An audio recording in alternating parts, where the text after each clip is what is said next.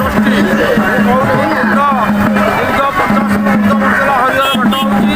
ଏ ହରିହର ଭେଟ ବହୁତ ପୁରାତନର ପଚାରିକି ଯାଆନ୍ତି। ଆପଣ ପରିଚୟ ଟିକେ କୁହନ୍ତୁ। ଅନନ୍ତ କୁମାର ଦାସ, ଅସୁରେଶ୍ୱର ଗ୍ରାମ ପଞ୍ଚାୟତ ସରପଞ୍ଚଙ୍କ ପ୍ରତିନିଧି। କ'ଣ କହିବେ ଆଜି ଯେଉଁ ହରିହର ଭେଟ? ଆଜି ଆମର ହରିହର ଭେଟ କାହିଁ ଆମର ବ୍ରିଟିଶ ସମୟରୁ ଏଠି ଆମର ଗୋଟେ ଆର୍ଆଇ ଅଫିସ୍ ଅଛି। ଏ ଆର୍ଆଇ ସର୍କଲରେ ଆମର ଦୀର୍ଘଦିନ ହେବ ଗୋଟେ ମେଲଣ ହୋଇଆସୁଛି ଏବଂ ଏହା ଆମର ଫଗୁଣ ମାସର ତ୍ରୟୋଦଶୀ ତିଥିରେ ଏ ମେଲଣଟି ଆମର ହୁଏ। ଆମର এই ଆରାଧ୍ୟ ଦେବତା ଶ୍ରୀ ଦଧିବାବନଙ୍କର ବିଗ୍ରହ ଏବଂ ଭରତଚଣ୍ଡୀଙ୍କର ବିଗ୍ରହ ହରିହର ଭେଟ ହେଉଛି ଆମର ଗୁଣ୍ଡିଚା ମନ୍ଦିର ନିକଟରେ। ସେଠି ମଧ୍ୟ ସାଙ୍ଗ ହେଇକି ସେମାନେ ଆମର এই ଆର୍ଆଇ ଅଫିସ୍କି ଆସନ୍ତି, ଏଠି ତାଙ୍କୁ ଭୋଗ ଲାଗୁଛି। ଏ ପରମ୍ପରା ଦୀର୍ଘ ବର୍ଷ ରହିଅଛି। ଏଇ ମଧ୍ୟ ଏଠିକି ଆମ ସେକ୍ସନ୍ ଆର୍ଆଇ ଆସନ୍ତି, ସେ ପରମ୍ପରାକୁ ବହୁ ଆଡ଼ମ୍ବର ସହିତ କରନ୍ତି।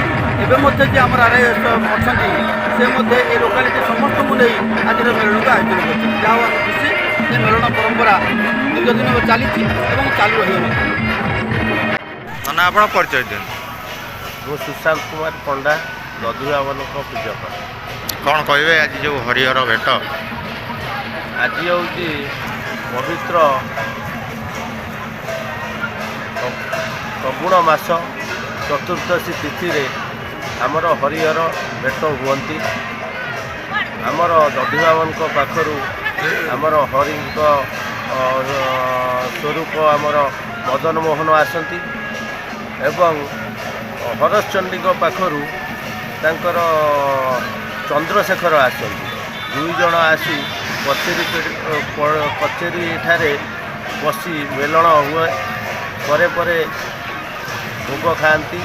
ତାପରେ ଯାଇ ମେଣ୍ଢା ବି ପୋଡ଼ନ୍ତି ଦଶହରା ପଡ଼ିଆରେ। ତାପରେ ରାତି ପ୍ରାୟ 5ଟା ଖଣ୍ଡ ବେଳେ ଭୋର ଫେରିକି ଯାଆନ୍ତି।